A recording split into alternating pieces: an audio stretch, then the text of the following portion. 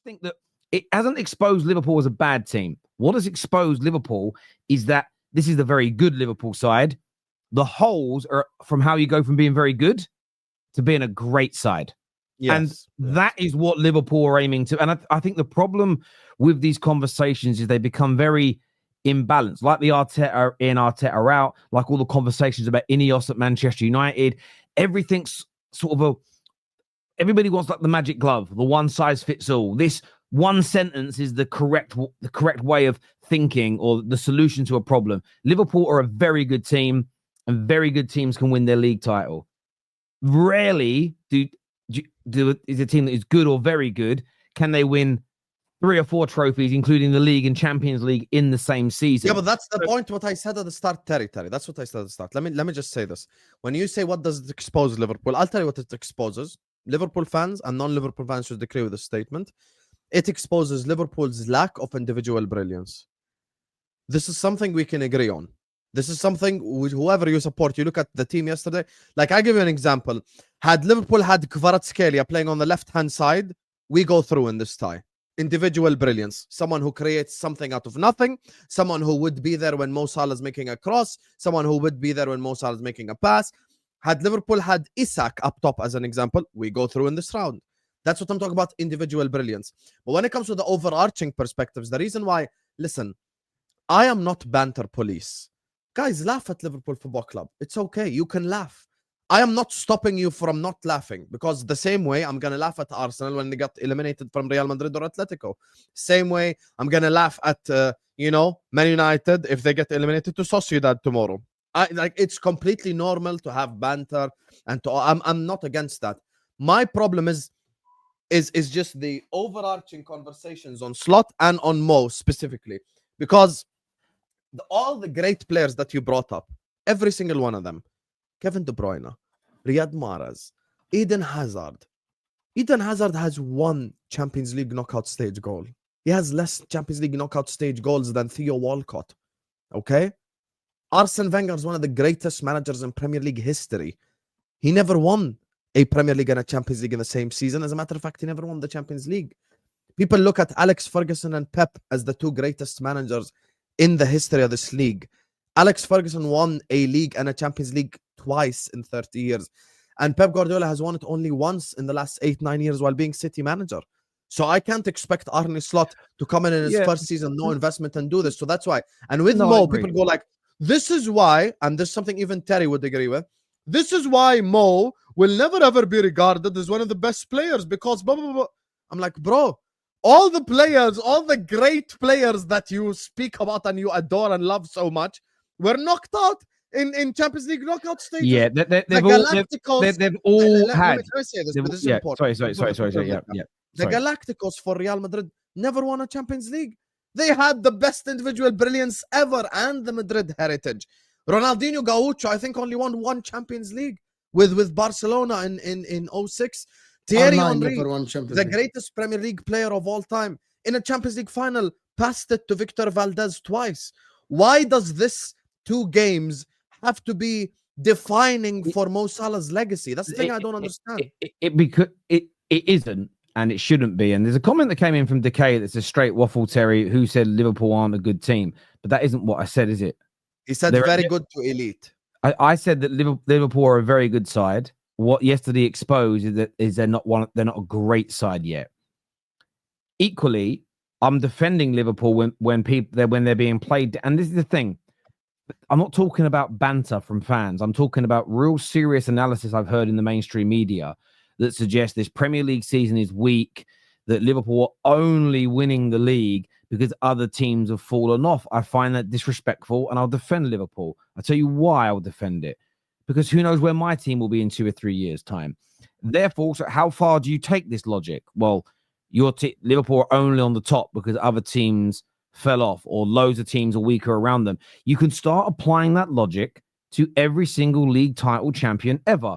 Because if the previous year's champion stayed the same or got better, when City got 100 points, well, if Chelsea and Man United were at the same level they were at peak Fergie and peak Jose, there's a high chance they don't get 100 points. Because as an example, right? So And you can keep applying this. Man United in the 90s, if Liverpool from the 70s and 80s hadn't dropped off, Fergie's team might not have won as much. How far? That's why I don't play that game. It's okay for a bit of fun, a little dig. But when I start hearing the biggest radio station, sports radio station in the world, the biggest TV publications in the UK and Europe talking about it and pushing that nonsense, Liverpool have still had to win their games. So, Decay, people have just said that Liverpool are a lucky team. They've said they're a good side, but a little bit lucky to be where they are. I think they're a very good team. And all that yesterday exposed is there are still positions that they need to improve on if they want to be. Again, Liverpool will desire this. They'll thirst for it to be a team that can retain league titles again, to be a team that they got to many finals, but maybe over a 4-year period with Slot can get to 2 or 3 Champions League finals and win 2 of them whilst winning 2 or 3 leagues, because that is how the greatest sides in history have been forged. It's out of multiple league titles, retaining league titles. If you add some Champions League into that as well, it takes you to another level. So that is what they're aiming for. And that's what all the great sides in England, the great Liverpool, the great Man United, and the great City team of late, they all did that. So that's what I'm saying about Liverpool in that regard. There's just a few super chats that have come in here because I want to get the audience involved in this. Galacticos won the Champions League in 2002. Stop lying. But that isn't the point. Galacticos, mate. See, well, this isn't the point, though, either way. Every single, like Cristiano Ronaldo, he's won the Champions League and delivered, but so's Mo Salah. But even Ronaldo, in my opinion, the greatest Champions League player of all time, whether you want to look at it from a goals perspective, performances, winning it, the lot, I think it put the whole thing together as one big caboodle. Cristiano Ronaldo is the greatest, most historic Champions League player ever. But I've seen him have games where he hasn't been great and his team have been knocked out. That doesn't undo his legacy. So what yesterday does do to Mo Salah, in my opinion, I think yesterday's performance and going out this early in the Champions League, I think it stops him winning the Ballon d'Or. Yeah, I agree. That's what it stops. But only way he wins it now is if like Aston Villa win the Champions League. Because they're obviously not going to give the Balon d'Or to like Ollie Watkins, isn't it? Yeah. Joshua Jack here says, I thought individual brilliance was a negative. Individual brilliance was only a negative when Bruno Fernandes was doing it, which is why, though, Josh, I maintain the same energy. Because if I now start saying individual brilliance means nothing, I'm undoing what Bruno Fernandes has done for my club.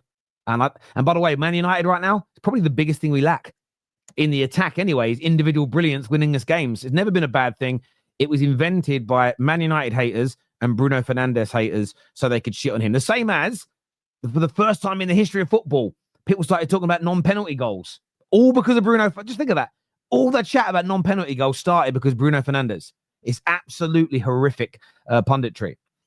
This year says Salah is carrying Liverpool. Salah is having his best season ever. Now the narrative is Salah is a stat merchant and is shit because of 2 bad games. It's crazy. That's my point. That's the stuff that irritates me personally. Like, okay, like I've come up here. What have I said for the last 24 hours on Mo's channel, on my own channel, and here? Mo Salah was shit in these 2 legs. Okay, but that's where the conversation. Can I say something? And if you tell me he loses out on the Ballon d'Or, I say I agree. But don't the problem is crap overall. The revisionism on Liverpool is crazy because they got knocked out from PSG. These are the same people that kept praising Man City's name all these years, even though in the Champions League they got knocked out by Monaco, Lyon, Tottenham Hotspur, Liverpool finished 4th. But people never say the same thing about Man City. They never say that, oh my God, the Premier League is shit at that time. Look at our champions. They got knocked out by Lyon or Monaco. No one said that. No one said these things. At the same time, what I think's crazy is that when Hussam did his whole, yes, we got PSG thing, and there were lots of other Liverpool fans the same, I'm not scared. Most of us, including the people now saying Mo having 2 bad games means he's a crap player, we're saying don't write off PSG. They're an amazing team. They could beat Liverpool. So is it that PSG are really brilliant and a really brilliant team with a world-class left-back nullified Mo Salah and stopped Liverpool from winning? Or is it that Liverpool bottled it and got beaten by a worse side than them? Because those 2 arguments cannot exist at the same time. And look, Kyle Walker pocketed Vinny multiple times, not even once. And people say that Kyle Walker was finished 4 years ago. Yeah, it's crazy. Other teams have fallen off, never holds any water. it is supposed to be relative on how much better you have been compared to others. There's no real way to compare different seasons by points. Look, points. I agree with that, but let's say Yeah. Liverpool win every single game from now to the end of the season. We end the season on Mm. 97 points. So then we would have won the league last year and the year before that. So where do we go from here? Of course, and the problem with the points is that there's so many factors that go into it, because the title race is now over. You'll probably find you'll win less games. Maybe you won't. Maybe because you're out of the Champions League, you win more of them because there's nothing else to focus on. Where if you were out of the Champions League, you might have started rotating for the Premier League games and got less points. So the fact that the win or the loss last night was going to dictate the types of teams you pick for the Premier League games shows that the points total is never the ultimate aim. I don't think a team sits there at the beginning of the season saying, right, we need to aim for 86 points. I don't think points is the main aim. I think it's maybe a win percentage they look at as an example, or just being top of the league. Because I know this for a fact. It was only when City got the 100 points that we started really focusing on points. If Man United win the league next year with 65 points, I'm celebrating hard. I don't care. I don't care the context. I don't care the reasoning. We've won the league. No, look, I'd celebrate. I'm not. The way the logic around points dictates is that if you win it with a low margin, low accumulation of points, you should be less happy about winning that league title than not. But do you apply that to do you apply that to knockout games? If you win the Champions League back-to-back years, but in the second year you only win the final 1-0, where the previous season you won the final 3-0, do you celebrate less because it was less of a goal margin? Like, how far do we take this? And the reason why I'm giving an example that we'd all go that stupid for is at no point up until 2018 had points totals ever really mattered to anybody in football. Whether it was on television, in the newspapers, it's not what our dads and our uncles and our mothers, our big brothers taught us. It was never discussed at school. When you learned to play football, of course you wanted 3 points, and there was you wanted the points, but no one cared. If it was the final day of the season and you're going neck to neck with another team, or whoever wins today wins the league. If you drop points, you lose. Nobody went, yeah, but it's shit, really, because they're only going to get the maximum they can get is 82 points. It's fucking pointless, really, isn't it? No one ever said that shit. So for me, that's why I can't take it too seriously now. I'll be honest, until Pep Guardiola, no one cares about league tallies. Yeah, and look, I think what Pep did is they got into a lead and they saw an opportunity to create a record, and they kind of went for it. Where in years gone by, and I always remember when Arsenal, I want to say this was in 2002, Arsenal won the league, and they went on the 10-game winning run, and they won the 10th game out of that run, and they confirmed the league. And I think there might have been, I don't know, that was when Ferdinand got injured, right? Maybe. No, I think that was before Ferdinand joined us, to be fair. But it was like 2002. Maybe he may have joined us. He may have joined us, yeah. Irrespective of that, they won the league. And I think there was like 5 games to go, and they were like 16 points clear. Now, I might have the points totals wrong. I haven't gone back and looked. But the rationale is there was 5 games to go and they had a big lead. They lost and dropped points in a lot of their remaining games because they stopped taking them seriously, because they had an FA Cup final coming. We won our games, and at the end of the season, there was only like a 4-point gap between the two teams. So again, this is why points totals are important, but not the be-all and end-all.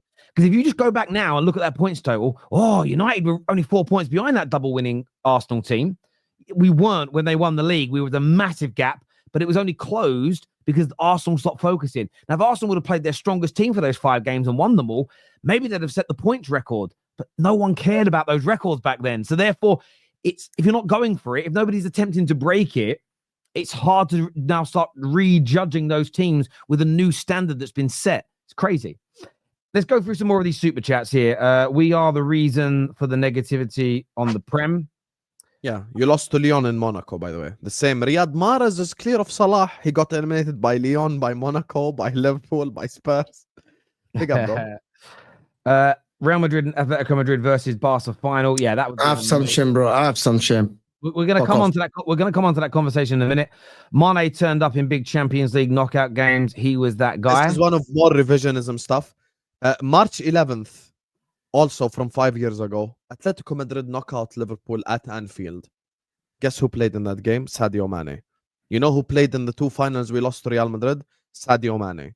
Stop doing revisionism bullshit on every single player in football history because I come with facts and I destroy your logic and I destroy your arguments.